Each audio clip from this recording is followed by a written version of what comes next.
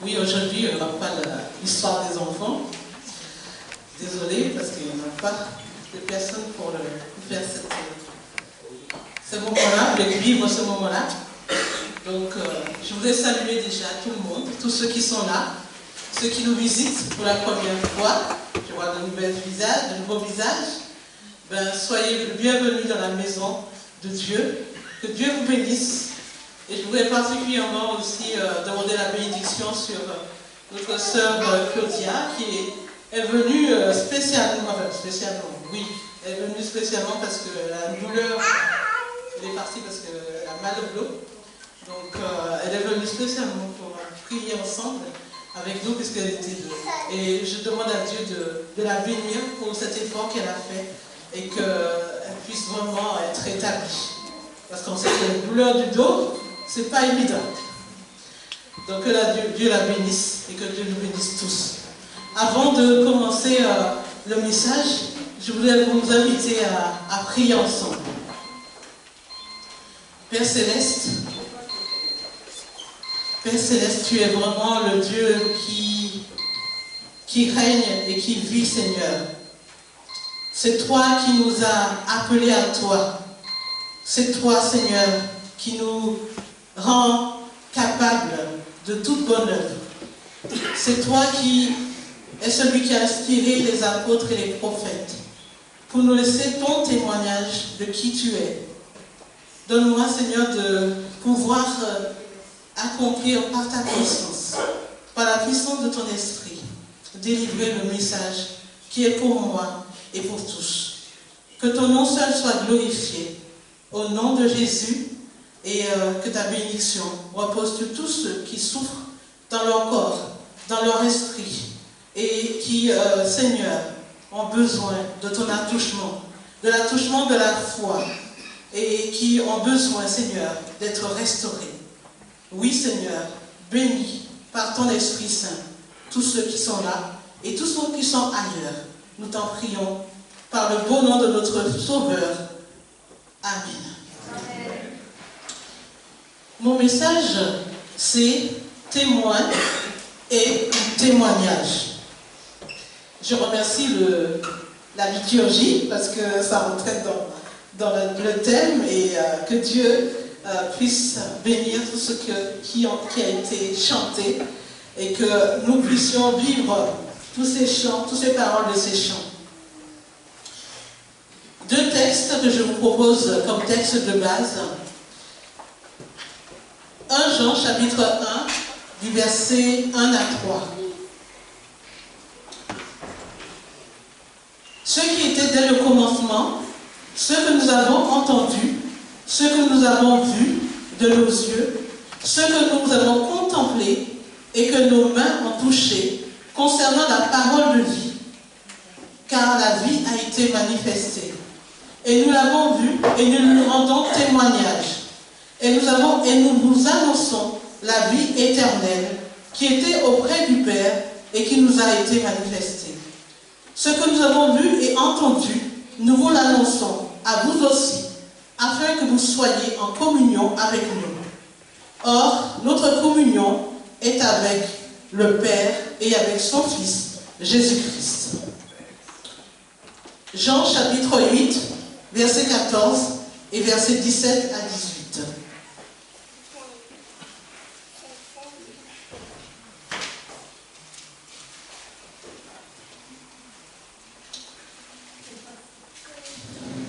Verset 14. Jésus leur répondit, « Quoique je rende témoignage de moi-même, mon témoignage est vrai. Car je sais d'où je suis venu et où je vais. Mais vous ne savez d'où je viens, ni où je vais. » Versets 17 et 18. « Il est écrit dans votre loi que le témoignage de deux hommes est vrai. Je rends témoignage de moi-même et le Père qui m'a envoyé rend témoignage de moi. » Témoin et témoignage. Qu'est-ce qu'un témoin? C'est une personne qui certifie ou peut certifier de quelque chose. Et nous voyons dans le texte de Jean, dans l'épître de Jean, que que l'apôtre Jean nous dit, ce que nous avons vu de nos yeux, ce que nous avons contemplé et que nos mains ont touché concernant la parole de vie qui a été manifestée. Donc, il se pose en témoin, puisque de toute façon, il a été le témoin oculaire de tout ce qui s'est passé par rapport à notre Seigneur. Une définition de témoin, personne en présence de qui s'est accompli un fait et qui est appelé à l'attester en justice. Merci. Et l'apôtre Jean encore nous dit que oui, ils ont touché, ils ont été les témoins oculaires de ce que Jésus a été et est. Témoignage, sa définition de témoignage, déclaration de ce qu'on a vu, entendu, servant à l'établissement de la vérité. C'est le fait de donner des marques extérieures, ces marques, paroles ou actes, démonstration, manifestation, preuve.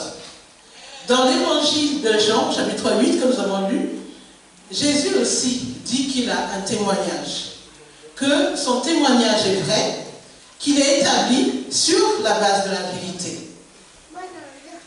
Qu'est-ce qui a constitué le témoignage de Jésus? Rendre gloire à son Père, et particulièrement à son amour pour les êtres humains. Comment? Dans Jean 3,16, que nous connaissons très bien, quelqu'un veut le dire? Dieu a tant aimé le monde, il a donné son Fils unique, afin que quiconque croit en lui ne périsse point, mais qu'il ait la vie éternelle. Amen. Donc, Jésus a rendu témoignage que Jésus aimait les êtres humains. Tous, autant que nous sommes, sont l'objet de son amour. Que nous croyons en lui ou que nous ne croyons pas en lui, Dieu aime les êtres humains. Il les aime tant qu'il a donné son Fils.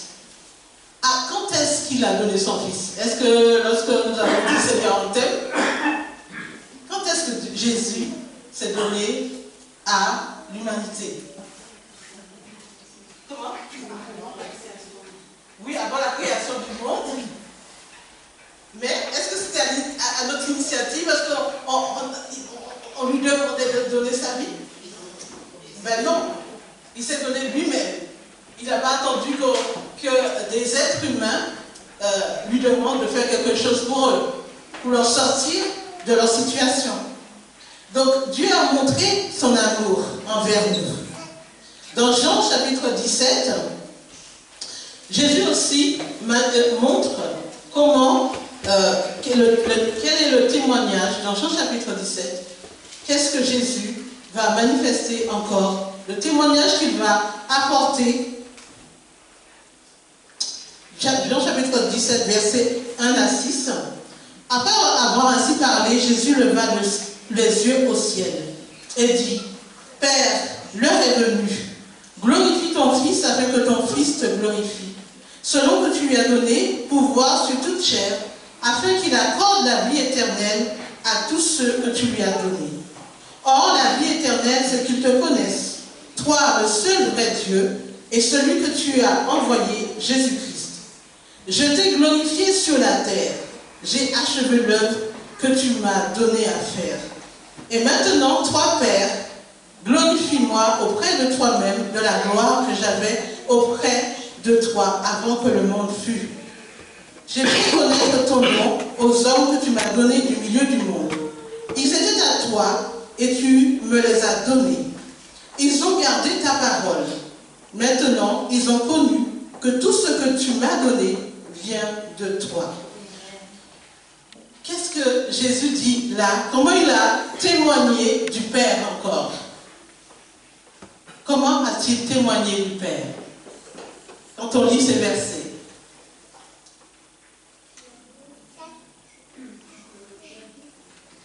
Non,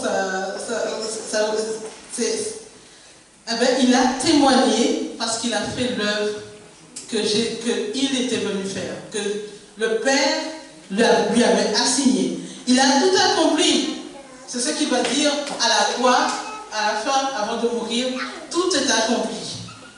Il a témoigné dans la réalité, dans les faits, que Dieu aimait. Et donc il a achevé toute l'œuvre pour laquelle il était venu, c'est-à-dire assurer le salut de l'homme. Dans Hébreux, chapitre 1, versets 1 à 4 aussi, voilà ce que Jésus aussi témoigne. Dans Hébreux, chapitre 1, que Jésus a témoigné sur la terre.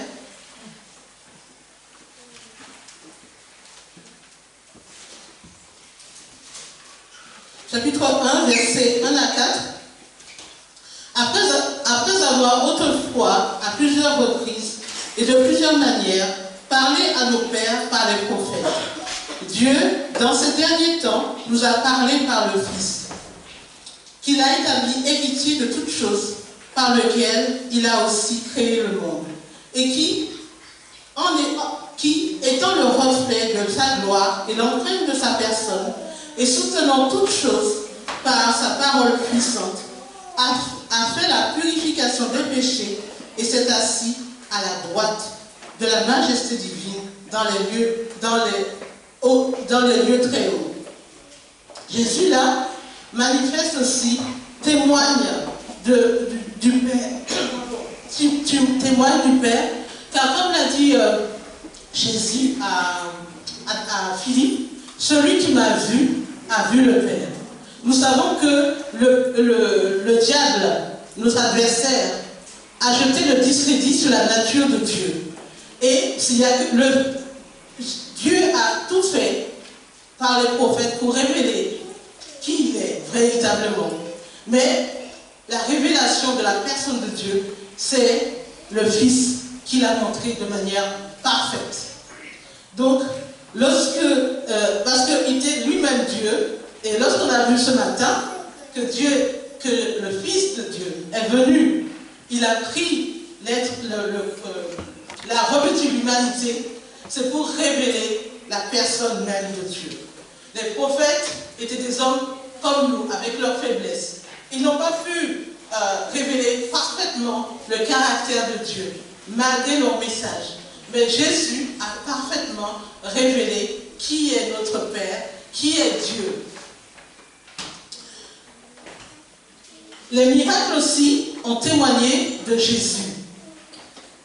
Dans Jean chapitre 14, verset 11, Jésus dit, « Croyez-moi, je suis dans le Père et le Père est en moi. Croyez du moins à cause de ses œuvres. » Donc dans plusieurs choses, Jésus ne s'est pas contenté d'être venu. Il a témoigné de qui il est, il a témoigné de qui est le Père, il a témoigné par de multiples façons ce qu'il est et ce que Dieu est. Qu'est-ce qui a constitué le témoignage de certaines personnes dans la Bible?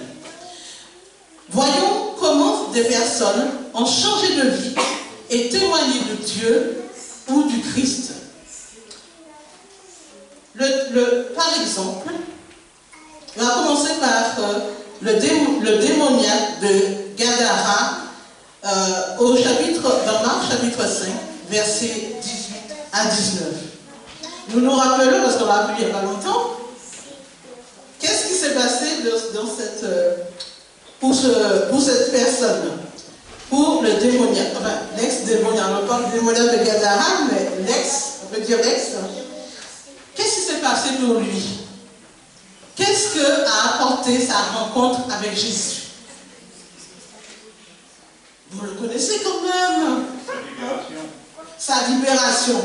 C'était un homme qui était possédé on nous dit, d'une légion de démons. Et quand il rencontre Jésus, sa vie a changé. Et libéré, il veut suivre Jésus. Il dit à Jésus, je veux te suivre. Et Jésus lui dit, et on va lire au verset 18 et 19. Au verset 18 et 19, chapitre non, 5, pardon, chapitre 5, je ne sais que, chapitre 5, 18 et 19. Comme il montait dans la barque, c'était de Jésus, celui qui avait été démoniaque lui demanda la permission de rester avec lui. Jésus ne lui permit pas, mais il lui dit, va dans ta maison, vers les tiens, et raconte-leur tout ce que le Seigneur t'a fait, et comment il a eu pitié de toi. Et au verset 20, il s'en alla, et se mit à publier dans la Décapole tout ce que Jésus avait fait pour lui. Et tous furent dans l'étonnement. Qu'est-ce qui a constitué le témoignage de cet homme? Son changement de vie. Son changement de vie. Qui a été clair. Et qui a été clair et net, radical. Or, au début, si on lit tout le passage, il était dans les tombeaux, il se mortifiait, il était vraiment dans un état pitoyable. Et quand il rencontre Jésus, et que Jésus le délivre de cette légion de démons, sa vie a tout changé. Et lui, il veut suivre Jésus maintenant. Ah, il a trouvé le bonheur. Donc, il veut rester avec ce sauveur qu'il a libéré. Et Jésus lui dit non. Jésus, non, dit non. Et il lui dit, va dans ta maison, vers les tiens, et raconte-leur tout ce que le Seigneur t'a fait, et comment il a eu pitié de toi. Exprime, là, il l'invite à devenir un témoin, n'est-ce pas? Il devient un témoin. Il ne connaît pas toute la théologie, mais il connaît ce que Jésus a changé dans sa vie. Et là, il dit, il publie, le texte nous dit au verset 20, il se mit à publier dans toute la Décapole, dans toute sa région. Et je pense que ceux qui l'ont connu, ce témoignage a été puissant. Et je crois que, si je ne me trompe pas, si je me rappelle, qu'après, lorsque Philippe, c'est Philippe, je crois, non, qui va aller dans cette région-là, eh bien, il va trouver des gens déjà prêts à accepter Jésus comme le Sauveur. Donc, on voit que le témoignage n'est pas seulement théologique, en tout cas pour lui, mais vraiment pratique. Vraiment l'expérience de ce que Jésus, comment ma vie a changé.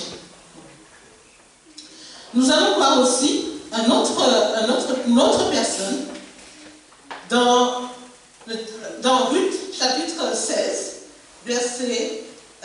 chapitre 1, pardon, versets 16 et 17. Vous connaissez l'histoire de Ruth. Hein? Je ne vais pas le prendre, vous pouvez le lire. Donc, au verset 16 et 17, dans Ruth, c'est Naomi qui, ils sont partis, il y a eu une famille, ils sont partis dans le pays de Moab. Merci beaucoup. Ils sont partis au pays de Moab. Ensuite, ce qui s'est passé, ils ont rencontré, Naomi va perdre son mari et ses deux fils. Ils retournent, donc elle dit, bon, je n'ai rien plus à faire à Moab, je reviens dans mon pays.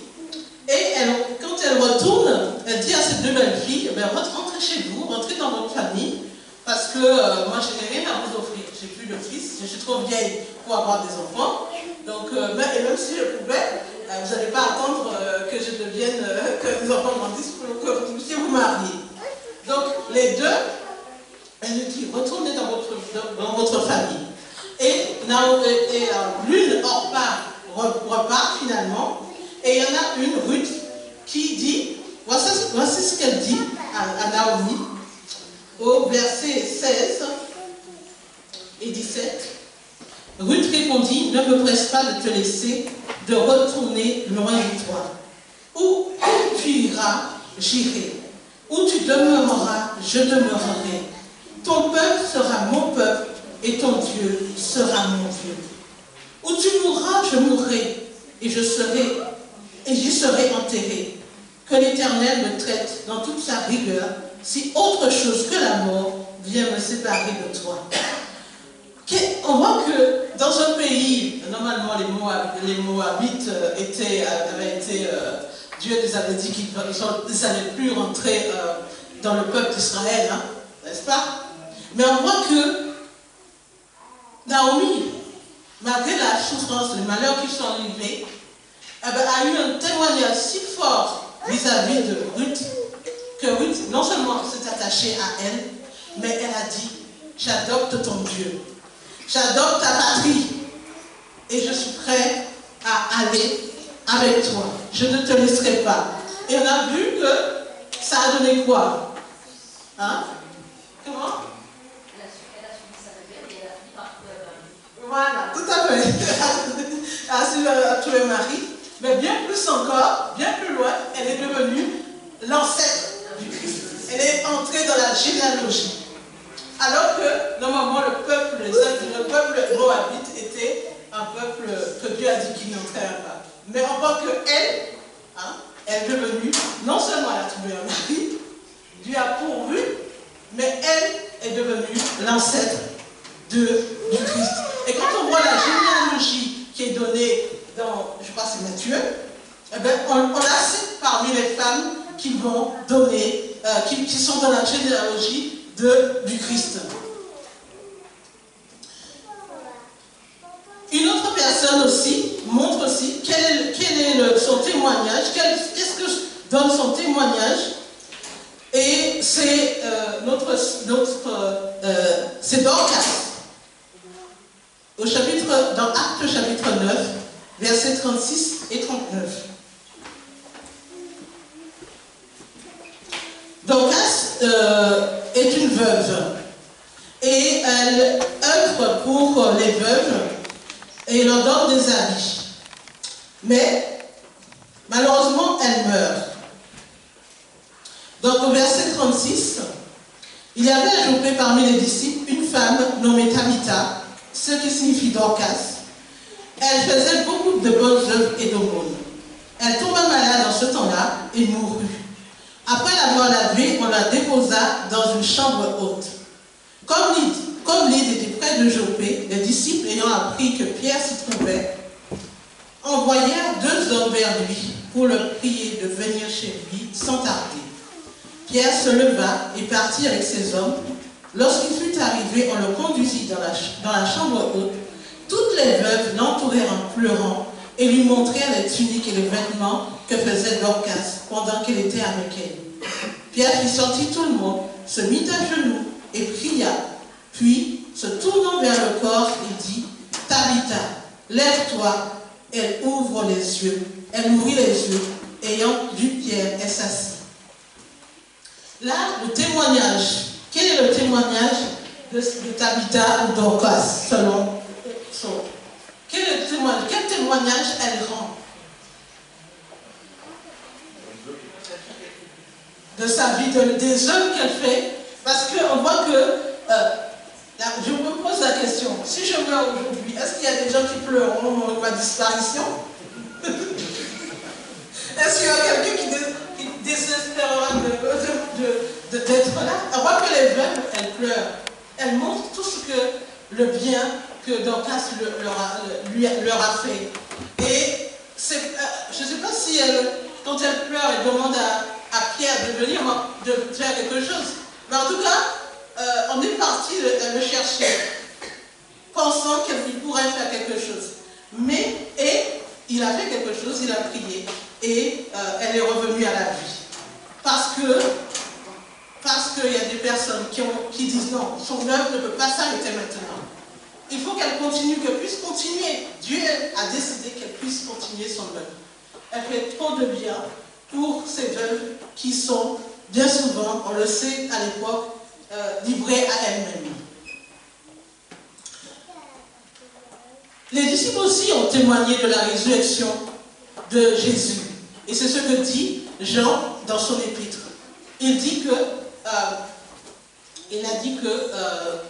que nous avons vu, nous avons touché, nous avons vu, nous avons entendu, nous avons touché. Donc ils étaient des témoins oculaires, ils ont vécu avec le Christ. Donc ils pouvaient totalement, leur témoignage, on pouvait totalement faire confiance. Et non seulement ils ont vu, ils ont été témoins aussi de la mort, mais surtout de la résurrection du Christ. Et c'est en vertu de cela que des miracles, la prédication de la bonne nouvelle pouvait avoir une puissance. Quel est notre témoignage de ce que Jésus a fait pour nous? Qu'est-ce que nous pouvons dire à ceux qui nous demandent la raison pour laquelle nous croyons en Dieu et en Jésus-Christ? Aujourd'hui, nous ne voyons pas Jésus comme l'ont vu les disciples. Nous ne connaissons pas Christ de cette manière. Ainsi qu'a dit l'apôtre Paul dans 2 Corinthiens chapitre 5 verset 16. Ainsi, dès maintenant, nous connaissons personne sans la chair. Si nous avons connu Christ sans la chair, nous ne le connaissons plus de cette manière. Nous connaissons Jésus par la communion avec lui, par l'Esprit qui a fait de nous de nouvelles créatures. Moi, je peux témoigner que Jésus m'a sauvé d'une vie sans but, sans perspective. Jésus a rempli mon cœur de paix. Il a donné le sens de mon existence. Et depuis, je ne l'ai pas regretté. La vie peut paraître bien difficile. Et l'ennemi est là pour mettre le doigt sur ce que je n'ai pas eu ou ce que je manque, en restant attaché. Mais cela ne m'a pas empêché de rester attaché à ma foi en Jésus. Je sais ce que j'étais et je sais ce que je suis aujourd'hui. Et je dois tout à mon Sauveur.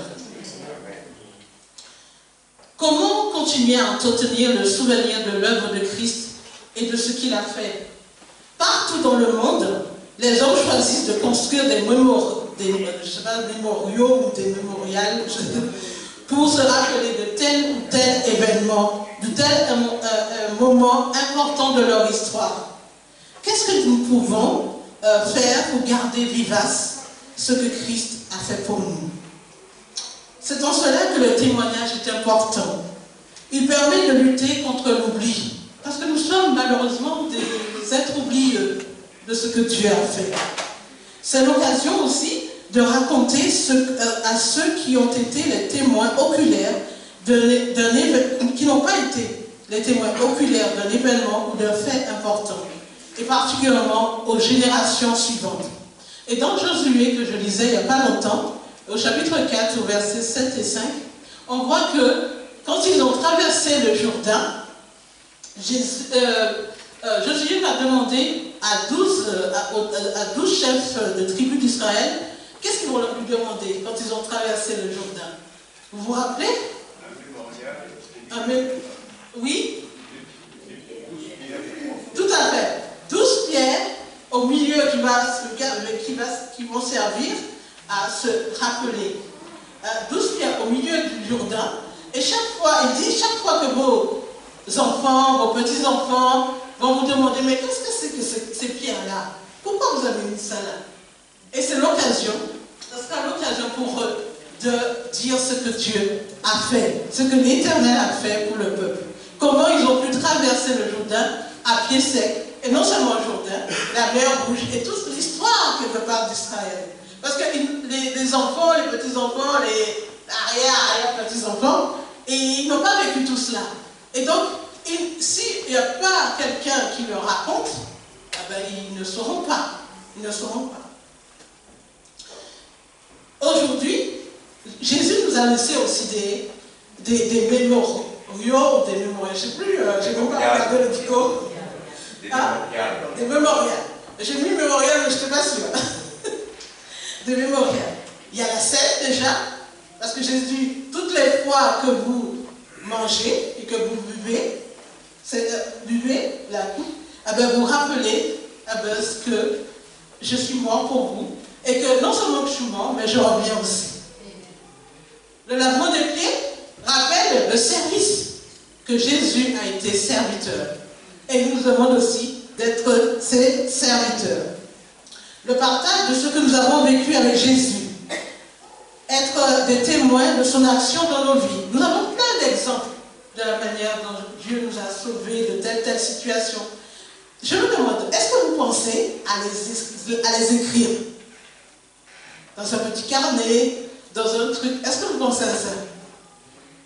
Parce que on peut oublier, mais malheureusement, parfois nos mémoires nous fait défaut.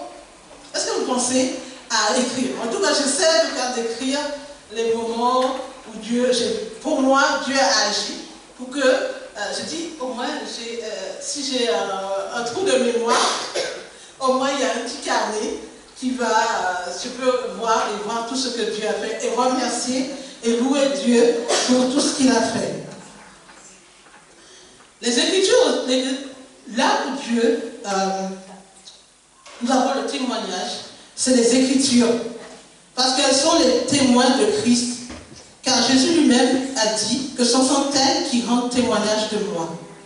Dans Jean 6, verset 39, il dit aux pharisiens, vous sondez les Écritures, parce que vous pensez avoir en elles la vie éternelle. Ce sont elles qui rendent témoignage de moi. Il y a aussi les miracles. Et le miracle nous sert aussi parce que nous pouvons nous approprier ces miracles-là. Parce que lorsque Jésus a fait ces miracles à telle personne, nous pouvons nous-mêmes aussi nous saisir de cela en disant, Seigneur, tu as fait ça pour un tel, tu as fait ça pour ces personnes. Nous réclamons aussi que tu agisses en notre faveur. Notre vie même doit témoigner que nous sommes enfants de Dieu, que le Christ habite en nous par son esprit. Le Saint-Esprit témoigne à notre esprit que nous sommes à Christ. Rendons témoignage de Christ. Nous rendons témoignage de Christ en faisant ceci. Manifester l'amour les uns vis-à-vis des autres, car il est écrit, à ceci tous connaîtront que vous êtes mes disciples, si vous avez de l'amour les uns vis-à-vis des autres.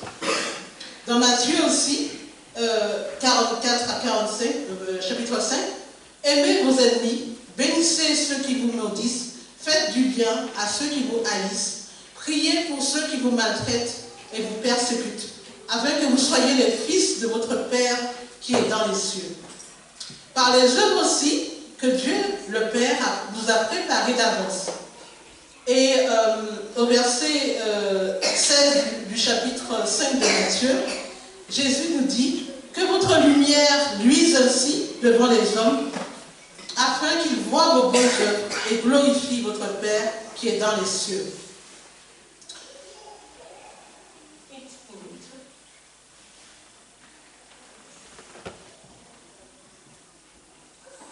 Quels sont les effets de témoigner ou d'être des témoins? Comment la vérité en Christ, que Dieu a tant aimé le monde qu'il a donné son Fils, Jésus, afin que quiconque croit en Jésus possède la vie éternelle, est-elle perçue ou reçue par ceux qui l'entendent? C'est l'évangile éternel. Elle est la manifestation de l'amour de Dieu pour la race humaine. Tout être humain peut être sauvé, pardonné, purifié, sanctifié par Dieu s'il le désire, quelle que soit la gravité ou l'énormité de ses fautes. Jésus n'est pas venu pour juger le monde, mais pour que le monde soit sauvé par lui. Donc, la vérité amène des hommes, des femmes et des enfants à croire et à se confier en Dieu pour leur salut. Non seulement l'acceptation de cette vérité a changé des vies, mais elle continue à changer des vies aujourd'hui. L'apôtre Paul nous dit qu'elle est une puissance pour quiconque croit. Le témoin doit être véridique. Ce qu'il dit, ce qu'il a entendu et vu. Ce que dit l'apôtre Jean. C'est ce que dit l'apôtre Jean. Comment être de véritables témoins de Christ alors que nous ne l'avons pas vu physiquement? Sur quoi nous basons-nous pour établir la vérité concernant le Christ? Eh bien, c'est sur la parole de Dieu, la Bible. La Bible n'est pas un livre comme les autres. Il y a une puissance qui se dégage d'elle, car elle est inspirée de Dieu lui-même. C'est poussé par le Saint-Esprit que des hommes ont parlé de la part de Dieu. Voici ce qu'elle peut faire à celui qui met sa confiance en elle.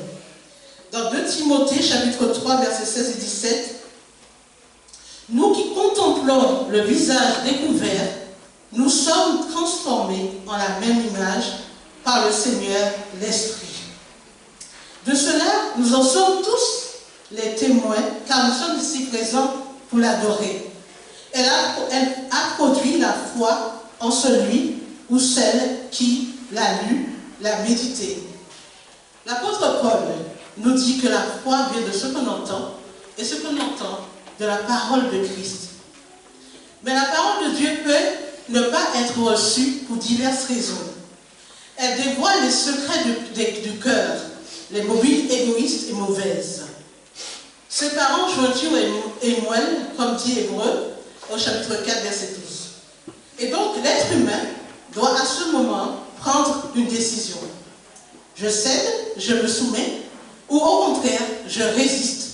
Car cela demanderait d'abandonner certains rêves, projets, ambitions ou situations confortables où tout simplement, je veux rester mon propre maître. On ne peut servir de maître. Cela peut amener aussi, pour ceux qui croient, à souffrir pour la cause du Christ, en témoignant, comme le Christ rendait témoignage du Père par ses œuvres, par son enseignement et par sa vie. Il a été haï pour cela, par certains, par ses propres compatriotes. Jésus avait pourtant présenté pour sa défense 4 témoins. Jean-Baptiste, les miracles qu'il avait accomplis, le Père et les Écritures. Jean, c'est dans Jean chapitre 5, verset 31 à 39, on ne le lira pas. Une accusation ne pouvait être retenue pour condamner quelqu'un que sur la déposition de 2 ou 3 témoins. La déposition d'un seul ne pouvait suffire. Jésus a révélé qu'il avait plusieurs personnes ou œuvres pour certifier de sa messianité. Comme dans un tribunal aujourd'hui, la partie adverse peut essayer de discréditer ou jeter la suspicion sur le témoignage de quelqu'un. Ainsi en a-t-il été pour le Christ, les apôtres, et pour les apôtres aussi, et pour nous aussi à un moment donné. Les apôtres ont vu les effets du refus de croire en Jésus. Mais cela ne les a nullement empêchés de continuer l'œuvre que Jésus leur a confiée. Qu'il en soit aussi pour nous que, quelle que soit l'adversité qu'on peut rencontrer dans notre témoignage, que cela ne nous empêche pas de continuer à témoigner. Pour terminer, Jésus a témoigné du Père. Le Père a témoigné du Christ. Les disciples aussi ont témoigné du Christ, qu'il est le Messie promis pour le salut du monde. Ils ont témoigné de la réalité de Jésus-Christ, Fils de Dieu, mort et ressuscité pour nous. À notre tour maintenant de témoigner de Christ, puisque nous avons cru la parole des prophètes et des apôtres. Nous avons expérimenté et vu la réalité de Dieu dans notre vie et l'effet de la foi en lui. Notre témoignage est constitué non seulement du salut éternel, mais aussi de la promesse du prochain retour de Jésus. Car Jésus l'a promis dans Jean chapitre 14, verset 23. Il dit qu'il reviendra, que nous ayons foi en lui, que nous conservions notre foi pleine et entière en lui, car il revient. Notre vie aujourd'hui est à vivre dans cette espérance, car cette espérance ne manque point. Alors, soyons, vous et moi, ces porteurs d'espérance dans ce monde qui périt. Amen. Et le chant que nous allons chanter, c'est un chant pour moi que j'appelle chant du témoin. Qu'est-ce qui a changé dans ma vie? Qu'est-ce que Jésus a fait? Et je vous invite, pour ceux qui, peut-être qu'il y a des gens qui ne le connaissent pas, mais nous essaierons de le reprendre 2 fois si c'est possible, et ainsi manifester, prendre ces paroles pour faire de ces paroles nôtres. Amen.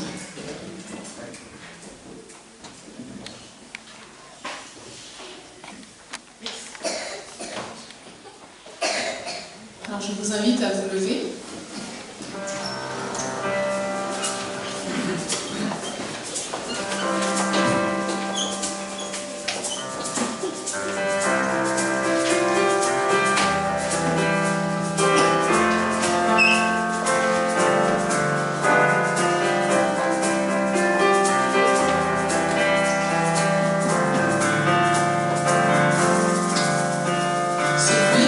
Changé ma vie, oui c'est Jésus.